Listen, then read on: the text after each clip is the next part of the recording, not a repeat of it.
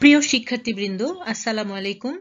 সকলের সুস্থতা কামনা করে আজ শুরু করছি জীববিজ্ঞান প্রথম পত্র অধ্যায় 11 জীব প্রযুক্তি থেকে রিকম্বিনেন্ট ডিএনএ প্রযুক্তি। রিকম্বিনেন্ট ডিএনএ প্রযুক্তি, আমরা গত ক্লাসে রিকম্বিনেন্ট ডিএনএ কি এবং এই প্রযুক্তিটা কি এটা আমরা জেনেছি। আজ আমরা একটু বিশদভাবে জেনে নিব। এখানে আমরা একটি হিউম্যান সেল দেখতে পাচ্ছি, মানব কোষ দেখতে পাচ্ছি। মানব কোষের এই অংশটাকে বলা হয় নিউক্লিয়াস। নিউক্লিয়াসের ভেতরে থাকে ডিএনএ। ডিএনএটাকে আলাদা করে সেই ডিএনএটাকে রেস্ট্রিকশন এনজাইমের মাধ্যমে কেটে আমরা আমাদের কাঙ্ক্ষিত ডিএনএটাকে পৃথক করে নিব। এই অংশটা ধরে নিয়ে আমাদের কাঙ্ক্ষিত ডিএনএ, যে ডিএনএর কারণে মানুষের গ্রোথ হয়ে থাকে, অর্থাৎ বৃদ্ধি হয়ে থাকে। এই ডিএনএটা বা এই জিনটা হচ্ছে মানুষের গ্রোথ হরমোনের জন্য দায়ী। কাঙ্ক্ষিত ডিএনএ পৃথক করার জন্য মূল ডিএনএটাকে রেস্ট্রিকশন এনজাইমের মাধ্যমে কর্তন করা হয়। এখানে EcoR1 নামক রেস্ট্রিকশন এনজাইম ব্যবহার করা হয়েছে, যার মাধ্যমে ডিএনএটাকে কর্তন করা হয়েছে। রেস্ট্রিকশন এনজাইমের কাজ হচ্ছে ডিএনএটাকে নির্দিষ্ট সিকোয়েন্সে কর্তন করা। আমরা ধরে নিচ্ছি আমাদের কাঙ্ক্ষিত ডিএনএটা হচ্ছে মানুষের গ্রোথ হরমোন এর জন্য দায়ী একটি জিন। রেস্ট্রিকশন এনজাইমের মাধ্যমে কাটার পর যে অবস্থাটার সৃষ্টি হয় সেটা হচ্ছে এরকম। দুটি প্রান্ত, ডিএনএর দুটি প্রান্ত সিঙ্গেল স্ট্র্যান্ডেড থাকে, অর্থাৎ এক সূত্রক থাকে। এখানে কিছু নিউক্লিওটাইড থাকে, যে নিউক্লিওটাইড গুলো এক সূত্রক আকারে থাকে। এই দুই প্রান্তকে বলা হয়ে থাকে স্টিকি এন্ড। তাহলে আমরা আমাদের কাঙ্ক্ষিত ডিএনএটা পেলাম। কাঙ্ক্ষিত ডিএনএ কে বহন করার জন্য আমরা একটি বাহক ব্যবহার করব। এই বাহকের নাম হচ্ছে প্লাজমিড। প্লাজমিড কি? প্লাজমিড হচ্ছে ব্যাকটেরিয়াল সেলের মূল যে ক্রোমোজোমটা আছে, অর্থাৎ মূল যে ডিএনএটা আছে, সেই ডিএনএ ব্যতীত আরেকটি গোলাকার ডিএনএ। অর্থাৎ একটি ব্যাকটেরিয়ার মূল ক্রোমোজোম ছাড়া যদি ওই ব্যাকটেরিয়া একটি গোলাকার ডিএনএ থাকে, তাহলে সেই ডিএনএটাকে বলা হয় প্লাজমিড। প্লাজমিডের দুটি বৈশিষ্ট্য আছে, যে দুইটি বৈশিষ্ট্যের কারণে সাধারণত প্লাজমিডকে আমরা বাহক হিসেবে ব্যবহার করে থাকি। নাম্বার 1, প্লাজমিড তার নিজের প্রতিরূপ সৃষ্টি করতে পারে, অর্থাৎ রেপ্লিকেশন প্রক্রিয়ায় প্লাজমিড তার নিজের প্রতিরূপ সৃষ্টি করে থাকে। নাম্বার 2, প্লাজমিড এমন কিছু জিন বহন করে যে জিনের বহিঃপ্রকাশ নিশ্চিত করে যে প্লাজমিডটা এই কোষে বিদ্যমান আছে। তাহলে আমরা দুইটা বৈশিষ্ট্যের কারণে প্লাজমিডকে বাহক হিসেবে ব্যবহার করছি। পরবর্তী স্টেপে প্লাজমিডকে আমরা সেম রেস্ট্রিকশন এনজাইমের মাধ্যমে, অর্থাৎ যে রেস্ট্রিকশন এনজাইমটা আমরা হিউম্যান সেল এর ডিএনএ কে কর্তন করার জন্য বা কাটার জন্য ব্যবহার করেছিলাম, সেই একই রেস্ট্রিকশন এনজাইমের মাধ্যমে প্লাজমিডটাকেও আমরা কেটে নিই। একইভাবে প্লাজমিডেও স্টিকি এন্ডের সৃষ্টি হয়। পরবর্তী স্টেপে প্লাজমিড অর্থাৎ কর্তনকৃত প্লাজমিড এবং যে কাঙ্ক্ষিত ডিএনএটা আছে, এই ডিএনএ কে ডিএনএ লাইগেজ এনজাইমের প্রয়োগের মাধ্যমে জোড়া লাগানো হয়। জোড়া লাগানোর ফলে আমরা যে সংকর ডিএনএটা পাচ্ছি, তার একটি অংশ হচ্ছে প্লাজমিডের ডিএনএর অংশ বা প্লাজমিডের ডিএনএ খণ্ডাণু, অন্য অংশটা হচ্ছে আমাদের কাঙ্ক্ষিত ডিএনএ বা কাঙ্ক্ষিত জিন। দুই ধরনের ডিএনএ এর কম্বিনেশন এখানে আমরা দেখতে পাচ্ছি। এটাকে বলা হয় রিকম্বিনেন্ট ডিএনএ।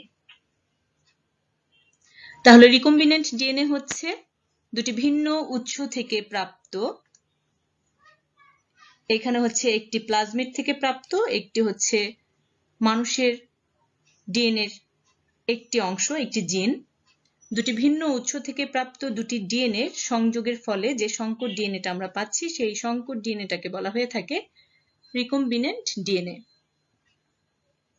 এবং রিকম্বিনেন্ট ডিএনএ তৈরির কৌশলকেই বলা হচ্ছে রিকম্বিনেন্ট ডিএনএ প্রযুক্তি। রিকম্বিনেন্ট ডিএনএ প্রযুক্তির কিছু মৌলিক ধাপ আছে। এবার আমরা রিকম্বিনেন্ট ডিএনএ প্রযুক্তির সেই মৌলিক ধাপগুলো একটু দেখে নিই। এখানে আমরা হিউম্যান সেল অর্থাৎ মানব কোষ দেখতে পাচ্ছি। মানব কোষের ভেতরে দেখছি নিউক্লিয়াস থেকে ডিএনএটাকে আলাদা করে সেই ডিএনএটাকে রেস্ট্রিকশন এনজাইমের মাধ্যমে কেটে আমাদের ডিজাইরেবল জিন বা ডিএনএ খণ্ডটাকে আলাদা করে নিতে হবে। এখানে আমরা যে জিনটা দেখছি সেই জিনটা হচ্ছে হিউম্যান গ্রোথ হরমোনের জন্য দায়ী একটি জিন। এটাকে EcoR1 নামক রেস্ট্রিকশন এনজাইমের মাধ্যমে কর্তন করে নেওয়া হয়েছে। এটা হচ্ছে আমাদের কাঙ্ক্ষিত ডিএনএ খণ্ড বা খণ্ডাণু। আর এই ধাপটা হচ্ছে আমাদের প্রথম ধাপ। তাহলে প্রথম ধাপে কি হচ্ছে? দাতা কোষ থেকে কাঙ্ক্ষিত ডিএনএ খণ্ডাণুকে আলাদা করা বা পৃথক করা। 2 নম্বর ধাপ।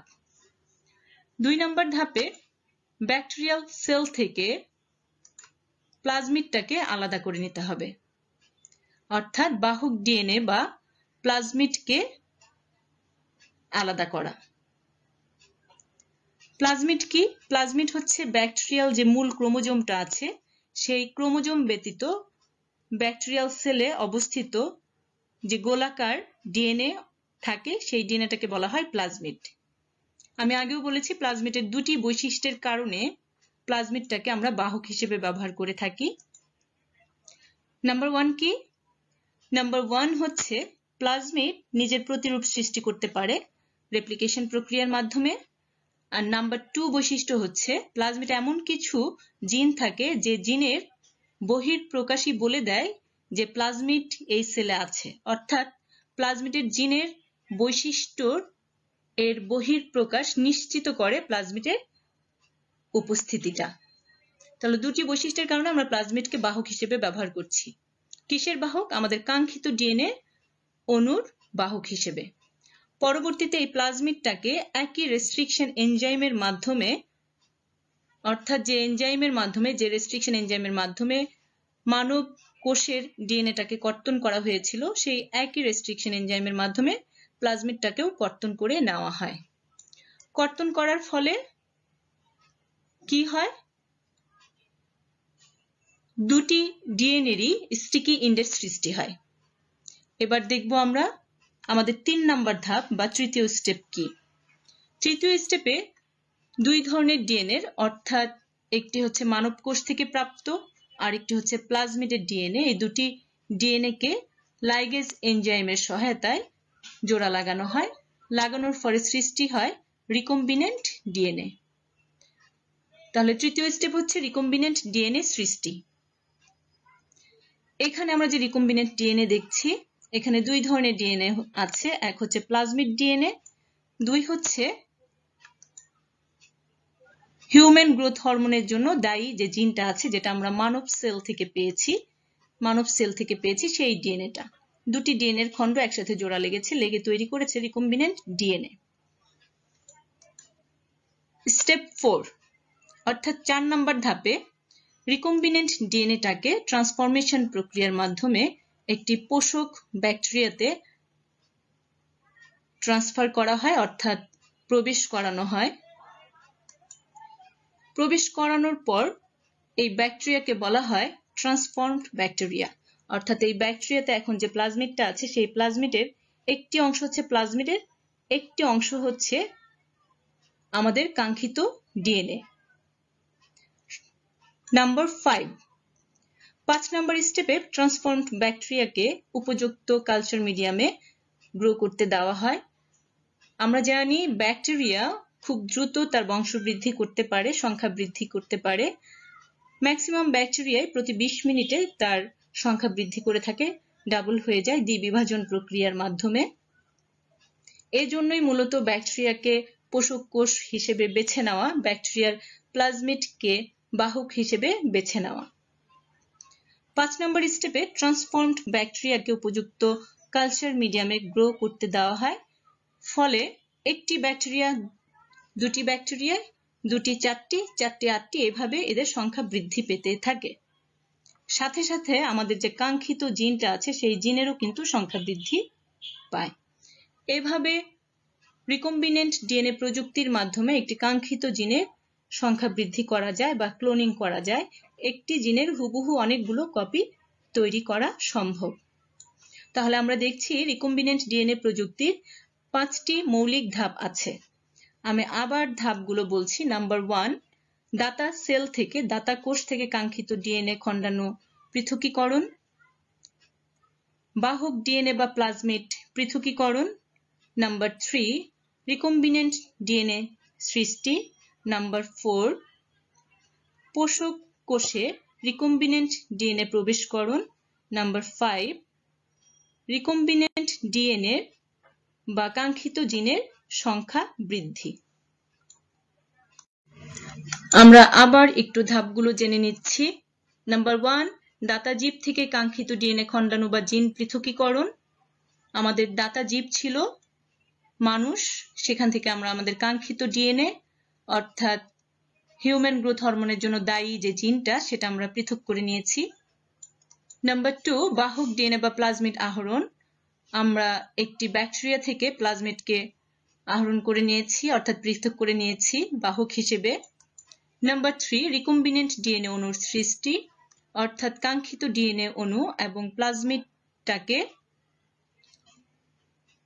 সংযোগের ফলে ডিএনএ লাইগেজ এনজাইমের মাধ্যমে রিকম্বিনেন্ট ডিএনএ সৃষ্টি হয়েছে। নাম্বার 4, পোষক কোষে রিকম্বিনেন্ট ডিএনএ অণুর প্রবেশকরণ।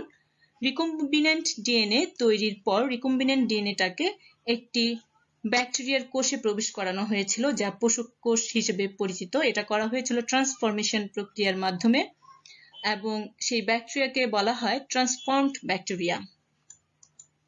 নাম্বার 5, রিকম্বিনেন্ট ডিএনএ অণুর সংখ্যা বৃদ্ধি ও ব্যক্তকরণ।